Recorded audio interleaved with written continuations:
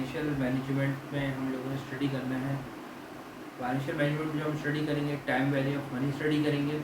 Time value money is very important topics हैं financial management का, जो पूरी तकरीबन 70-80% जो है ना हमारे फाइनेंशियल मैनेजमेंट को कवर करेगा। अगर ये टाइम वैल्यू मनी हम लोग इजी से समझ लेते हैं, और मैं इंशाल्लाह आपको इजी जो अपने कॉन्सेप्ट दे रहा हूँ, ये इजी कॉन्सेप्ट आपको मैं इंशाल्लाह दूंगा, तो डेफिनेटली हम लोग जो है ना काफ़ी अच्छा इसको अंडरस्टैंड कर सकते हैं। क्योंकि अगर टाइम वैल्यू मनी हम लोग सही तौर पे समझ जाए तो 80% हम अपना सब्जेक्ट जो है ना अपना कोर्स को जो है ना कंप्लीट कर सकते हैं। टाइम वैल्यू मनी एक्चुअली है क्या, और टाइम वैल्यू मनी मैं क्यों कह रहा हूँ वेरी इंपॉर्टेंट, मैं आपको भी थोड़ा सा बताता हूँ। मेरा टॉपिक का नाम है टाइम वैल्यू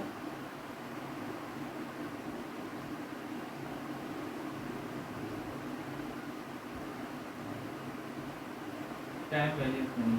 और इसमें टाइम वैल्यू मनी के अंदर वेरी इंपॉर्टेंट चीज़ होती है टाइम लाइन, सही ना। ये इसको हम लोग इस चीज़ को बोलते हैं टाइम लाइन, जो कि ये बता रही होती है हमको, इसको हम लोग बोलते हैं टाइम लाइन। ये स्टार्टिंग होती है हमारी जीरो से स्टार्ट होती है, हमारे जीरो से start. Time value money actual होती क्या है, देखिए फर्ज कर ले इजी एग्जांपल लेता हूँ कि अगर फ़र्ज़ करें मैं फ़र्ज़ करें कि हमारे पास 100 रुपीज़ है। अभी कितने रुपीज़ है हमारे पास, फ़र्ज़ कर लेते हैं हमारे पास 100 रुपीज़ हैं। तो डेफिनेटली अगर मैं 100 रुपीज़ जो है ना मैं 100 रुपीज़ अपने पास रखता हूँ, और तो वो अपने पास फर्स्ट ईयर में भी अपने पास रखता हूँ, पहले साल में भी अपने पास रखता हूँ, सेकेंड ईयर में भी अपने पास रखता हूँ, थर्ड ईयर में भी अपने पास रखता हूँ, फोर्थ ईयर भी अपने पास रखता हूँ, फिफ्थ ईयर में भी अपने पास रखता हूँ, और जितने ईयर हम अपने पास रखते हैं। तो वह 100 रुपीज़ हर ईयर में मेरे हर ईयर के अंदर 100 रुपीज़ ही रहेंगे। कहने का मतलब ये कि यही 100 रुपीज़ मेरे पास 1 ईयर में भी मेरे पास 100 रुपीज़ रहेंगे, सेकेंड ईयर में भी मेरे पास ये 100 रुपीज़ रहेंगे, और इस तरह थर्ड ईयर में भी मेरे पास ये कितने रुपीज़ रहेंगे, 100 रुपीज़ मेरे पास ये कितने रुपीज़ रहेंगे, 100 रुपीज़ रहेंगे। मगर इस पर कोई इफेक्ट नहीं आ रहा है, ठीक है। ये अगर देखा जाए तो इसमें ये नुकसान ज़रूर है कि 100 रुपीज़ मेरे पास तो रहेंगे, मगर इसमें ये नुकसान है जो 100 रुपये को मैं चीज़ में आज खरीद सकता हूँ। अगर मैं 1 दर्जन अंडे समझ लें एग्स जो है मैं तकरीबन ईयर 1 में 12 खरीद सकता था, मगर ईयर 2 में जाकर मैं 12 नहीं कर सकता। डेफिनेटली इसमें कुछ होगा मैं 10 खरीद लूँगा, इसी तरह ईयर 3 में जाकर मैं 7 खरीद लूँगा। तो कहने का मतलब ये है कि यहाँ पर पैसे की वैल्यू में कोई इजाफा नहीं हो रहा है, पैसे की वैल्यू कोई इंक्रीज नहीं हो रही है। जबकि टाइम वैल्यू मनी का कॉन्सेप्ट ये है जस्ट लाइक कि हम अपने पैसे को इन्वेस्टमेंट करते हैं किसी बैंक में, तो डेफिनेटली जब बैंक में इन्वेस्टमेंट करते हैं तो इसका पर्पस क्या होता है, इसका पर्पस ये होता है बैंक में इन्वेस्टमेंट करने का कि हमने उधर से हमें हमारे जो पैसे होंगे, जो हम जितना पैसा फाइनेंस करेंगे उस पर हमें वो क्या दे रहा होगा, इंटरेस्ट दे रहा होगा। उसको हम लोग इंटरेस्ट दे रहा होगा, तो हम लोग वहाँ अपना पैसा बैंक में क्या करेंगे, मकसद क्या है कि अपने पैसों को क्या करना है, ऐसा ऐसा क्या करना है, इंक्रीज़ करना है। कि अगर 5 ईयर में उसकी 5 साल के बाद मेरे पैसे की डेफिनेटली वैल्यू क्या होगी। फॉर एग्जांपल अगर मेरे पास 100 रुपये अभी हैं, अगर मैं इसको इन्वेस्ट किसी बैंक में रख देता हूँ, कहाँ देता हूँ मैं इस पैसे को, कहाँ रख देता हूँ मैं किसी बैंक में रखता हूँ। तो मैं बैंक में रखने का मतलब ये तो नहीं होगा कि मैं 100 रुपीज़ 5 साल बाद भी 100 रुपीज़ दे लूँ। डेफिनेटली मैं ये कहूँगा भाई 5 साल के बाद उसमें कुछ इजाफा तो करके दें आप मुझे। बैंक में रख रहा हूँ अपना पैसा, मैं कह रहा हूँ आपके पास रखा रहा हूँ, तो बैंक उसमें मुझे क्या दे रहा होगा, उस पर बैंक मुझे क्या चार्ज कर रहा होगा, इंटरेस्ट चार्ज कर रहा होगा। डेफिनेटली जो अगर बैंक के बाद अगर मैं 100 रुपये रखवाता हूँ, तो आज से 5 साल के बाद वो कल मुझे 150 रुपीज़ देता है, तो डेफिनेटली 50 रुपीज़ क्या एक तरह से मुझे ये पैसे जो मुझे चार्ज हुए किस पे चार्ज हुए, वो इंटरेस्ट पे चार्ज हुए। तो टाइम वैल्यू मनी ये कहती है कि अपना पैसे को आपने किस तरह क्या करना है, हर ईयर क्या करना है, इंक्रीज करना है। जबकि अगर पैसा अगर मैं 100 रुपीज़ अभी अपने पास रखता हूँ जिसमें मैं इंटरेस्ट अप्लाई नहीं करता, तो डेफिनेटली आज 10 ईयर्स के बाद भी मेरे पास 100 रुपीज़ रहेंगे, वो 100 रुपीज़ मेरे लिए किसी काम के नहीं होंगे। तो फाइनेंस का जो very important topic time value of money chapter है। टाइम वैल्यू ऑफ मनी वो ये कहता है कि अगर आपके पास 100 रुपीज़ है, तो आज से फ्यूचर में 5 ईयर के बाद आपके पास कितने पैसे होंगे, वो हम यहाँ पर कैलकुलेट करना सीखेंगे। वो हम कैलकुलेट किस तरह कैलकुलेट करना सीखेंगे, वो हम कैलकुलेट करेंगे फाइनल फार्मूले के तहत कैलकुलेट करना सीखेंगे। एक चार्ट इसका बन रहा होता है, इसका एक वो होता है टेबल होता है, उससे हम लोग कैलकुलेट करना सीखेंगे कि हम उस पैसे को किस तरह कैलकुलेट करेंगे। और इसके बाद इसके अलावा एक टेक्निक और मैथमेटिक्स टेक्निक है, वो भी मैं आपको अप्लाई करना सिखाऊंगा कि वो किस तरह कैलकुलेट करना सीखते हैं। टाइम वैल्यू का मनी का मतलब मसला सिंपल ये है, अगर 100 रुपीज़ हैं डेफिनेटली बैंक मुझे कोई प्रॉफिट देगा, उस पर इंटरेस्ट मुझे देगा, जहाँ हमारे पास में उसको सूद बोलते हैं, डेफिनेटली हम सूद ही बोलेंगे उसको।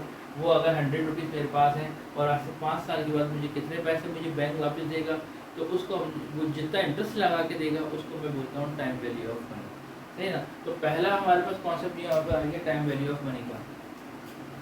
टाइम वैल्यू मनी का सबसे पहले फार्मूला मैं आपको बता दूँ कि फार्मूले के थ्रू हम कैलकुलेट करेंगे तो किस तरह कैलकुलेट करेंगे, टेबल के थ्रू हम लोग कैलकुलेट करेंगे वो भी मैं आपको बताऊँ किस तरह कैलकुलेट करेंगे, और उसको 1 बाय 1 ईयर करके कैलकुलेट करेंगे तो वो हम लोग उसको किस तरह कैलकुलेट करेंगे। सबसे पहले हम लोग कैलकुलेट करना सीख लेते हैं। छोटी एग्जाम्पल लेता हूँ मैं, अमाउंट्स जितनी स्मॉल लूँगा आप लोग ईजी इसको लर्न कर लेंगे। फॉर एग्जाम्पल मैं यहाँ पर लिखता हूँ 100 रुपीज़।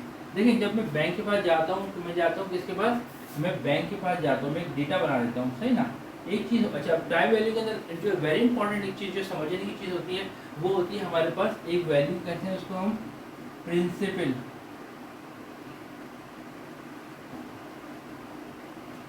वैल्यू कहते हैं उसको। इसको हम लोग डिनोट कर रहे होते हैं पीवी से। इसको हम लोग कैलकुलेट, इसको हम लोग कहते हैं प्रिंसिपल वैल्यू, प्रेजेंट वैल्यू। इसका एक नाम और भी हो सकता है, कौन सी, प्रेजेंट वैल्यू। इसके दो नाम है, इनिशियल वैल्यू कह सकते हैं, प्रिंसिपल वैल्यू कह सकते हैं, प्रेजेंट वैल्यू भी कह सकते हैं, तो सही ना। तो डेटा के अंदर सबसे पहले हम लोग यहाँ पर जो लिखा हुआ है ये हमारी इनिशियल वैल्यू कौन सी होगी, वो हमेशा हमारी 0 से स्टार्ट होगी। तो वो हमारी कौन सी वैल्यू होगी, हमारी वो 100 रुपीज़। पहली वैल्यू कितनी होगी हमारी, जो पहले ईयर की वैल्यू होगी वो हमारे प्रिंसिपल के नाम बोलते हैं प्रेजेंट वैल्यू। इसी तरह नंबर 1 ईयर में, 2 ईयर, 3 ईयर, 2, 3, 4, 5।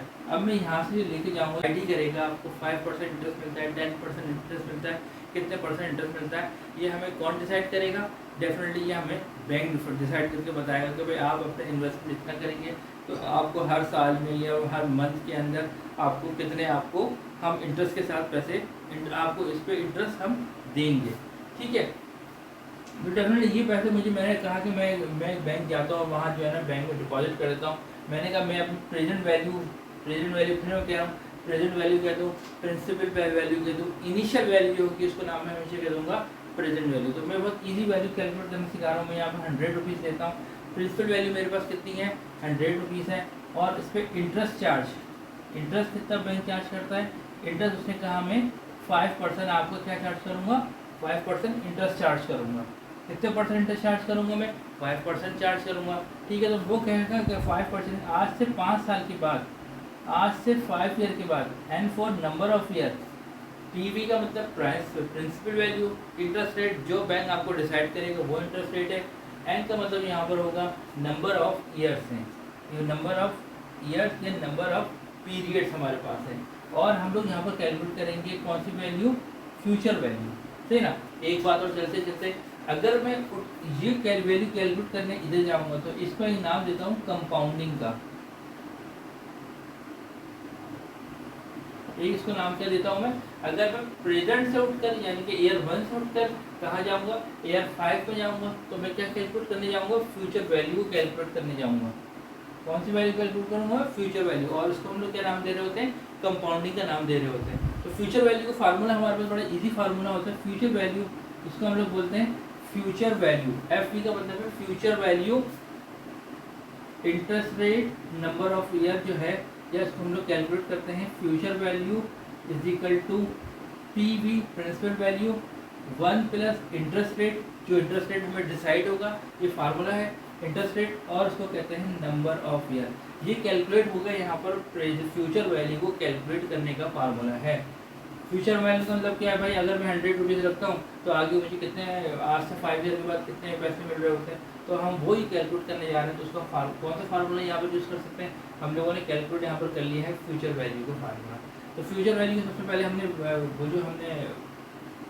वैल्यू पुट करनी है। मेरे पास मैंने सबसे पहले कितनी वैल्यू रखी हुई है, मेरे पास सबसे पहले प्रिंसिपल वैल्यू कितनी है, प्रिंसिपल वैल्यू कह दूँ, फिर कह रहा हूँ प्रेजेंट वैल्यू कह दूँ, बात एक ही है। तो मैंने कहा मेरे पास 100 रुपीज़ है, 1 प्लस इंटरेस्ट रेट, ये इंटरेस्ट रेट आपको कौन कैलकुलेट करके देगा, ये इंटरेस्ट रेट डेफिनेटली आपको बैंक बताएगा कि भाई 5%, 10%। तो मैंने अपने डेटा के अंदर कितने परसेंट लिया हुआ इंटरेस्ट, मैंने कहा 5%। तो मैंने according to the formula 5% interest put कर दिया।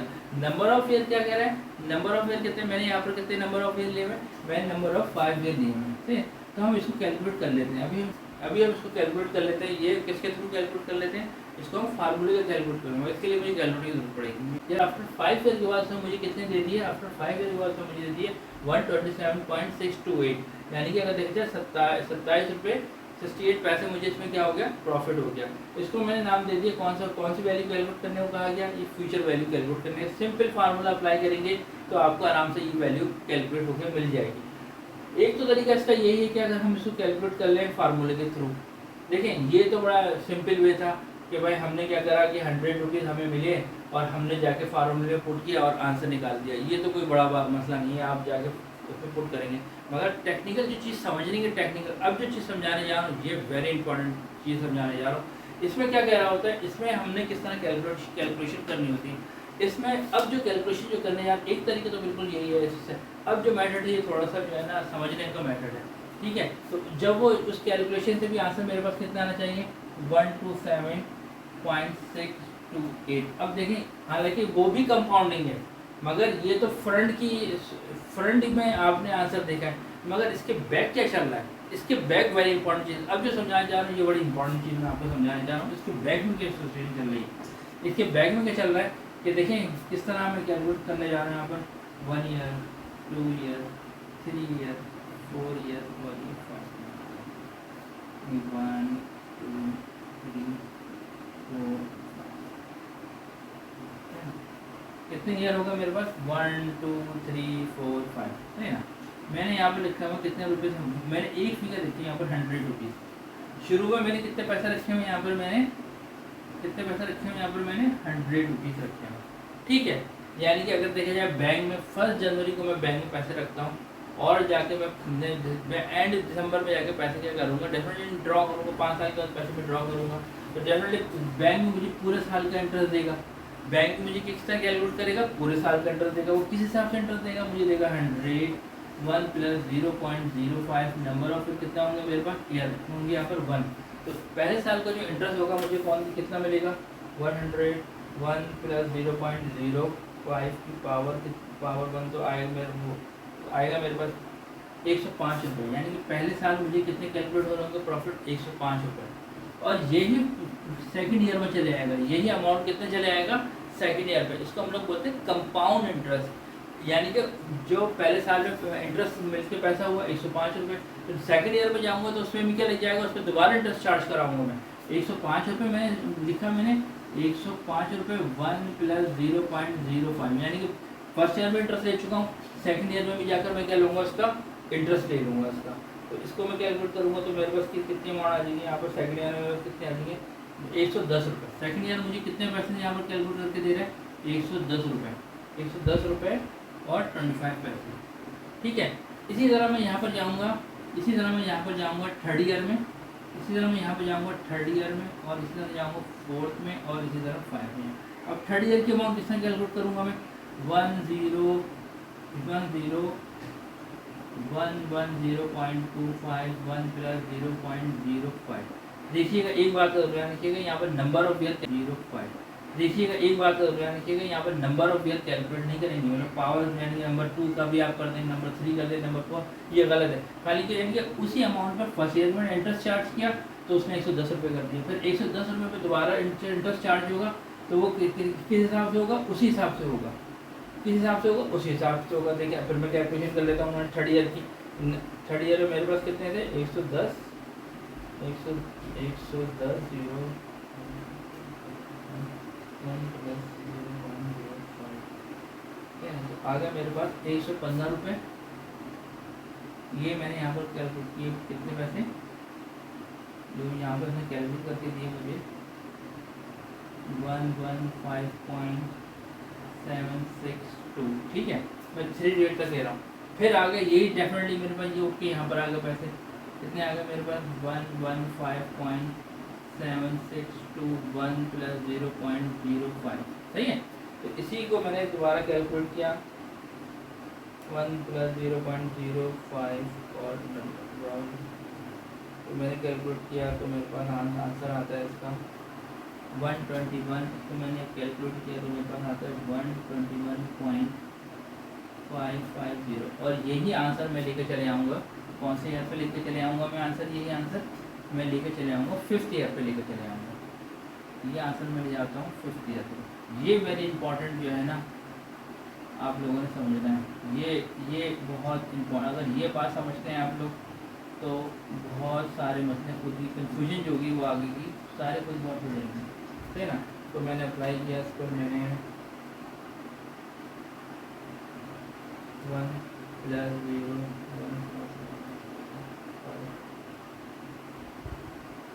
तो कैलकुलेशन आती है इसकी, कैलकुलेट हुआ 1277.628। देखें बिल्कुल सेम आंसर आया, कोई कैलकुलेशन में कोई मिस्टेक नहीं है, आंसर पूरा सेम आया।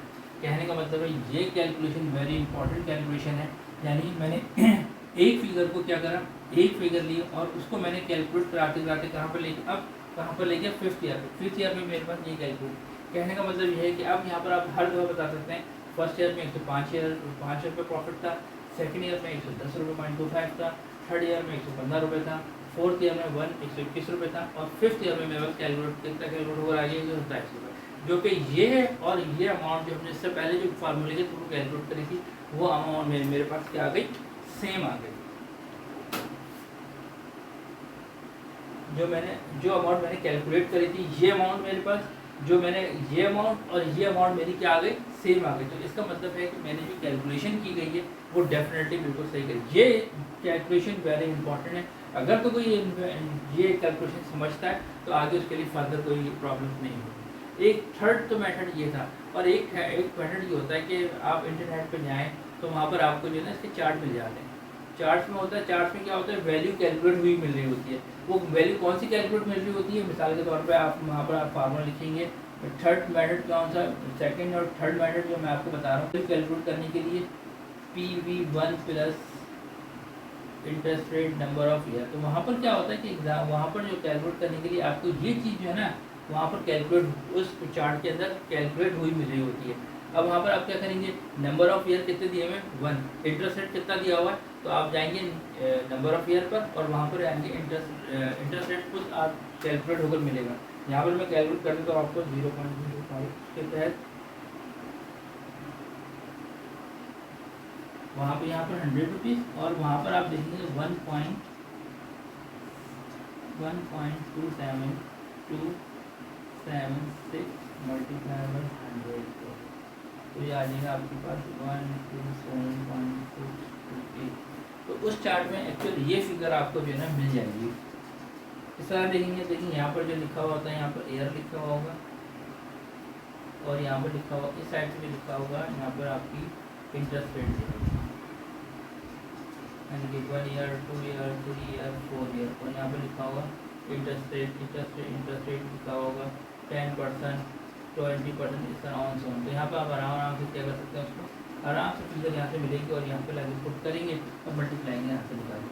ये भी कौन सा तरीका है, इसको भी मैं क्या नाम देता हूँ, इसको भी मैं क्या कहता हूँ, कंपाउंडिंग है। कैलकुलेट करो टाइम वैल्यू ऑफ मनी के अंदर, प्रेजेंट वैल्यू से कैलकुलेट करो, कहाँ पर जाके स्टॉप करो, फ्यूचर वैल्यू के अंदर जाके उसको रोक लो। इस तरीके को हम लोग क्या कहते हैं, कंपाउंडिंग। ये कंपाउंडिंग का मतलब ये होता है कि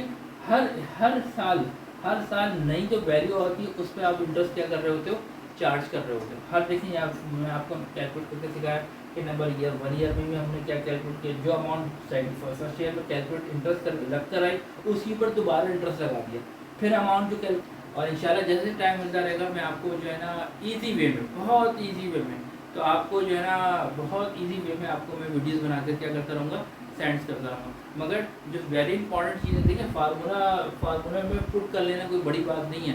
सारा मतलब होता है कि उसको आपने इसके पीछे क्या स्टोरी चल रही होती है, पीछे क्या कैलकुलेशन होती है, ये पीछे की कैलकुलेशन है। अगर जिसकी ये चीज़ स्ट्रांग होती है और ये जस्ट लाइक यकीन बिलीव करेंगे जस्ट लाइक सिंपल मैथमेटिक्स है, कोई बड़ी इसमें मसला नहीं है, खाली आपको साइंस को आपने यूज़ करना है। और जिसको ये बात मेरी समझ आती है कि पीछे की जो मैंने आपको लेक्चर दे रहा हूँ कि पीछे का जो किस तरह रिवर्स में चल रही है, जिस तरह ये किस तरह कैलकुलेट होकर आ गया, अगर आप ये लोग समझ जाते हैं तो फार्मूला पुट तो कोई बड़ा मसला नहीं है। सबसे इंपॉर्टेंट चीज़ ये चीज़ है कि इसको आपने कैसे उसको समझना है। तो इंशाल्लाह अभी हम लोगों ने जो कैलकुलेट करना सीखा, हमने कोशिश करी है, मेरी कोशिश छोटी सी कोशिश है कि मेरे जो कॉन्सेप्ट है, मैंने फिर आपसे मेरी कॉन्सेप्ट है उसको ईजी वे में आप लोग तक पहुँचाने की कोशिश करी है कि मेरे तमाम तरीके 3 वेज़ हैं, बिल्कुल सिंपल वेज़ हैं, जो मेरी नज़र में जो वेरी इंपॉर्टेंट वेज़ है, जो सही बात है वो जो है ना ये तरीका। अगर जिसको ये मेरी बात समझ आती है तो डेफिनेटली वो उसके लिए इन फ्यूचर भी कोई मसला नहीं है। हम लोग यहाँ पर जो कैलकुलेट करने चले हैं, हम लोग यहाँ पर जो कैलकुलेट करने चले हैं वो एक वैल्यू कैलकुलेट करने चले हैं। इसके बाद अगर हम और कैलकुलेशन करने जाएंगे तो हम लोग उसको सीरीज़ में कैलकुलेट करने जाएंगे, फिर यहाँ पर हम कैलकुलेट करेंगे फ्यूचर वैल्यू, मगर उस टॉपिक का नाम टाइम वैल्यू मनी के अंदर ही होगा, एनविटी का। वो इंशाल्लाह हम लोग नेक्स्ट लेक्चर में कैलकुलेट करना देंगे। बड़ा आसान 3 वेज़ हैं, 3 वेज़ को आप आराम से समझने की कोशिश करें। अगर ये चीज़ें समझ आती हैं तो इंशाल्लाह हम लोग नेक्स्ट में वीडियो डालूंगा आपकी। आज तो हम लोगों ने कैलकुलेट करें फ्यूचर वैल्यू को, नेक्स्ट हम कैलकुलेट करेंगे प्रेजेंट वैल्यू। ओके स्टूडेंट्स, अल्लाह।